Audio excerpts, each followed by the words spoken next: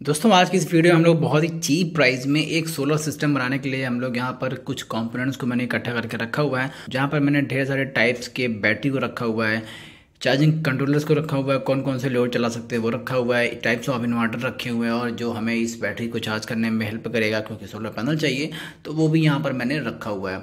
तो यहाँ पर मैं एक एक करके इन सभी चीज़ों के बारे में बात करूँगा और आपको बताऊँगा कि आपको कौन से टाइप के ऊपर जाना चाहिए और कितने लोड पर आपको कौन कौन सी बैटरी को पसंद करना चाहिए, कौन कौन सी बैटरी को चूज़ करना चाहिए, चार्ज कंट्रोलर कितने एम्पियर कितने वॉट का या फिर कौन सा कितना बजट हो तो लेना चाहिए वो भी मैं आपको बता दूंगा। साथ में यहाँ पर इन्वर्टर आप देख ही सकते हो कि दो अलग अलग टाइप के इन्वर्टर रखे हुए हैं तो उनके बारे में हम लोग ब्रीफ तरीके से जानेंगे और साथ में कितने साइज़ की बैटरी को चार्ज करने के लिए कितना बड़ा पैनल यानी वॉट का पैनल चाहिए वो भी हम लोग बात कर लेते हैं।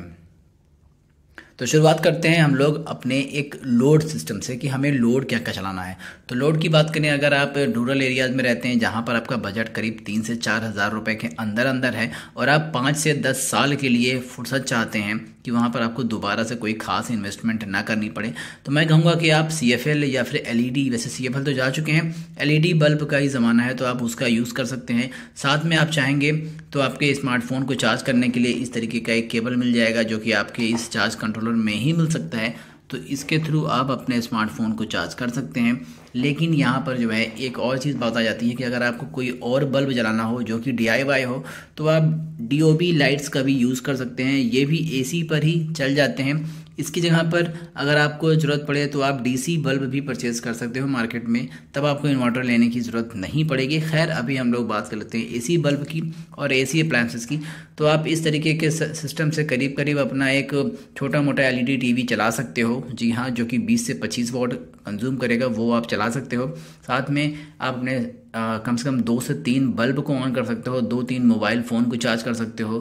तो ये हो गया, अगर आप ये कुछ सिस्टम लेके चल रहे हो, इतना लोड मुझे चलाना है, तो आपको कम से कम इस तरीके के एक चार्ज कंट्रोलर की ज़रूरत पड़ेगी जो कि मार्केट में 600 से लेकर के 1000 रुपये के आसपास मिल जाता है। अगर सेल चलती है तो ये 550 रुपये में भी मिल जाएगा, 400 रुपये में भी मिल जाएगा। लेकिन अगर आप इसे परचेज़ नहीं कर सकते हो, नहीं करना चाहते हो, तो आप चाहे तो इस तरह के एक बक कन्वर्टर का भी यूज़ कर सकते हैं। इसमें क्या होता है कि आप 20 वोल्ट को रिड्यूस कर सकते हैं यहाँ पर इसके पोटेंशियोमीटर से और उसके बाद उसे आप 14.4 वोल्ट अपनी बैटरी के हिसाब से सेट कर सकते हो। यहाँ पर बक कन्वर्टर में होता क्या है कि हाई वोल्टेज को लो वोल्टेज में कन्वर्ट करता है और साथ में जो उसका एम्पियर होता है वो भी थोड़ा सा ही सही बूस्ट ज़रूर हो जाता है, क्योंकि ये भी एक तरह का बक कन्वर्टर ही है जहाँ पर 20 वोल्ट को आप 14.5 वोल्ट में या फिर 14 वोल्ट में कन्वर्ट करवाते हो सेट करके यहाँ से। तो वही चीज़ आप यहाँ से भी कर सकते हो। मैंने कुछ लोगों को देखा हुआ है कि वो बूस्ट कन्वर्टर का यूज़ करते हैं, लेकिन बूस्ट कन्वर्टर की एक प्रॉब्लम होती है कि जैसे ही आप 20 वोल्ट दोगे तो वो कभी भी उसको 19 वोल्ट नहीं कर सकता है, वो उसको 21 वोल्ट में कन्वर्ट करेगा, 22 वोल्ट में कन्वर्ट करेगा, 50 वोल्ट में कन्वर्ट करेगा, लेकिन वो 20 को 19 में नहीं कर सकता है। वैसे ये भी होता है बक कन्वर्टर। बक कन्वर्टर में आप 20 वोल्ट दे रहे हो तो ये कभी भी बढ़ा नहीं सकता है, 21 वोल्ट नहीं कर पाएगा, 20 को 22 नहीं कर पाएगा, ये 20 को 19 कर सकता है, 17 कर सकता है, 10 कर सकता है, 1 2 3 कुछ भी कर सकता है, लेकिन 20 को 21 नहीं कर सकता। तो उस जगह पर आप बक कन्वर्टर का यूज़ करो अगर आपको अपने किसी बैटरी को चार्ज करना हो। तो ये हो गया हमारा लोड, ये हो गया हमारा टाइप्स ऑफ चार्जिंग कंट्रोलर। अगर आपके पास 400-500 रुपये नहीं है तो आप 150-200 रुपये का ये बक कन्वर्टर चूज़ कर सकते हो। यहाँ पर भी करीब आपको 35 वोल्ट का इनपुट मिल जाता है और करीब करीब 34 मैक्सिमम 34 वोल्ट का आउटपुट मिल सकता है। तो ये आप देख सकते हो, तो आप यहाँ से इसे रिड्यूस कर सकते हो। अब अगर मान लेते हैं आपको AC अप्लायंस चलाना हो, कुछ मोबाइल फ़ोन्स के डायरेक्ट चार्जर को चलाना हो या फिर आपको कोई छोटी मोटी LED TV चलाना हो या फिर और कोई चीज़, तो वहाँ पर आपको इस तरह के AC आउटपुट की ज़रूरत पड़ेगी जो कि एक इन्वर्टर होता है। वैसे तो फ़िलहाल ये 200 वाट का एक साइन वेव इन्वर्टर है जो कि मॉडिफाइड होता है, तो आप इसका यूज़ कर सकते हो। DC to AC चोक का भी यूज़ कर सकते हो जो कि कुछ इस तरीके से आता है। ये करीब करीब फ़िलहाल तो ये ख़राब है, लेकिन आपको एक सैंपल के तौर पे मैं दिखा दे रहा हूँ। ये करीब करीब 45 से 50 रुपये के आसपास मिल जाता है जो कि मैक्सिमम जो है 20 वॉट ही दे सकता है। तो आप एक इस तरह का एक LED बल्ब और एक फ़ोन या फिर 2 LED बल्ब और एक फ़ोन को चार्ज कर सकते हो। इससे ज़्यादा आप इससे कोई ख़ास उम्मीद मत करना, ये इतना ज़्यादा कैपेबल नहीं होता है, हीट भी काफ़ी ज़्यादा होता है अगर आप लोड ज़्यादा बढ़ा देते हो। तो अगर बजट कम है तो 45-50 रुपए की तरफ चले जाओ, और अगर बजट थोड़ा सा ज़्यादा है तो 400-500 रुपये में आपको DC to AC कन्वर्टर मिल जाएगा, जो कि 100-150 वाट मैक्सिमम निकाल सकता है। वैसे ये वाला तो चाइना का है, ये काफ़ी महंगा आता है इंडिया में, तो आप इसे परचेज मत करना। मैं सिर्फ आपको एक एग्जाम्पल दे रहा हूँ जो कि आप ले सकते हो 400-500 रुपये में। साथ में आपको एक बैटरी चाहिए, जो बैटरी आपको कम से कम 5 से 6 घंटे की एक बल्ब को ऑन करने की बैकअप दे सके। और मोबाइल फ़ोन तो आप एक ही बार चार्ज करोगे दिन में, मान लेते हैं। तो अगर आप वहाँ पे चाहेंगे तो कई तरह के आपको बैटरीज मिल जाएंगे, जैसे कि ये 1 साल की वारंटी वाली बैटरी करीब आपको 850 से 900 रुपये की मिल जाती है। साथ में अगर देखें तो आपको 48 मंथ करीब करीब 4 साल की आपको वारंटी वाली बैटरी मिल जाएगी, जो कि ये भी आपको एक बाइक की ही बैटरी है।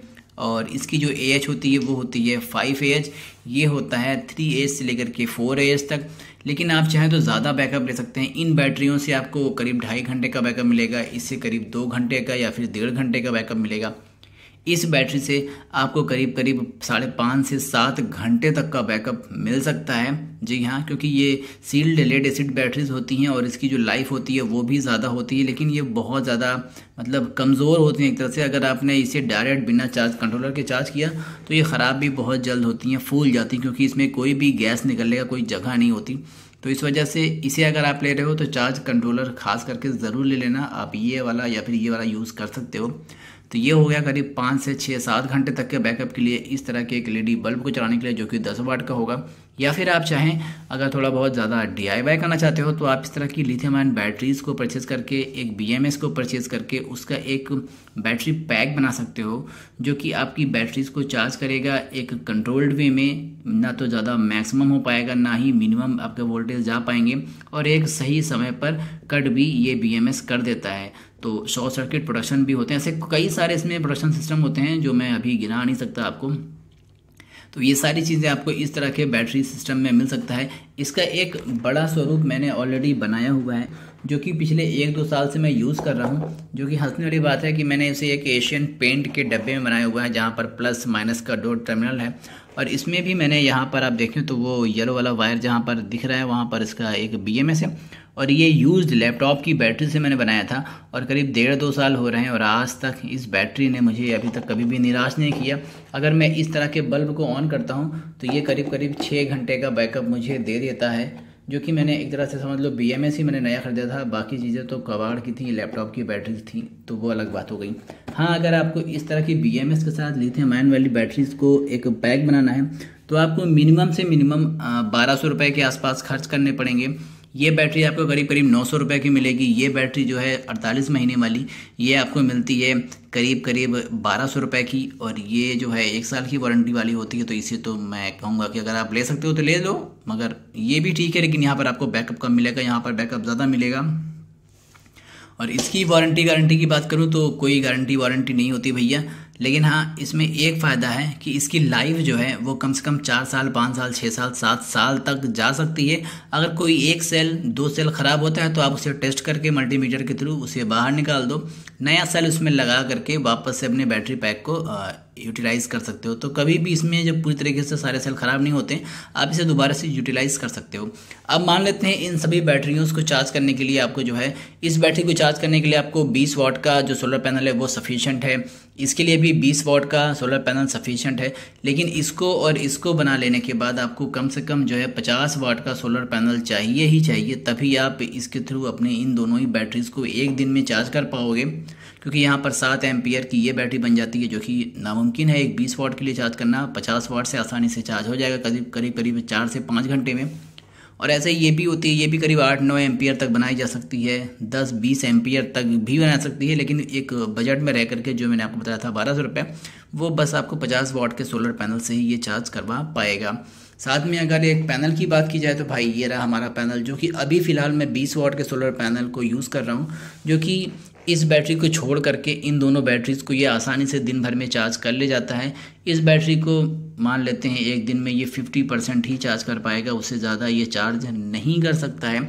और इसको तो भाई 50% ये भी चार्ज कर पाएगा। सो 2 दिन लग जाएगा इस 20 वाट के पैनल को चार्ज करने के लिए, इस टाइप की बैटरी को या फिर इस टाइप की बैटरी को। यहाँ पर AH की मैं बात कर रहा हूँ, टाइप से कोई मतलब नहीं है। तो मैं कहूँगा कि आप सेफ साइड रह करके करीब 50 वाट का सोलर पैनल लें, जो कि फ्यूचर में भी थोड़ा बहुत काम आ जाएगा आपके। बाकी इन सभी चीज़ों के अगर प्राइजेस की बात की जाए तो करीब 1100 से 1200 रुपये खर्च करके भी आप एक सोलर पैनल का सिस्टम तैयार कर सकते हो, जहाँ पर आपको ये ख़रीदना होगा, ये ख़रीदना होगा, ऐसी कोई बैटरी ख़रीदनी होगी और एक करीब 20 वॉट का सोलर पैनल ख़रीदना होगा, जो कि 1200-1300 रुपये में कंप्लीट हो सकता है। साथ में अगर देखा जाए तो अगर आप थोड़ा सा ऊंचे लेवल पे ले जाना चाहते हैं तो आप ये ख़रीदेंगे, ये ख़रीदेंगे, ये 50 वॉट का रहेगा। फिर उसके बाद हमारा ये बैटरी इस टाइप की या फिर इस टाइप की हो जाएगी तो करीब करीब 2800, 2900, 3000 रुपये के आसपास तक का आपका खर्च हो सकता है। तो आपको ये सोलर सिस्टम, ये पूरा यूनिट कैसा लगा मुझे नीचे कमेंट में ज़रूर बताइएगा। चलिए मिलते हैं नेक्स्ट वीडियो में, बाय बाय।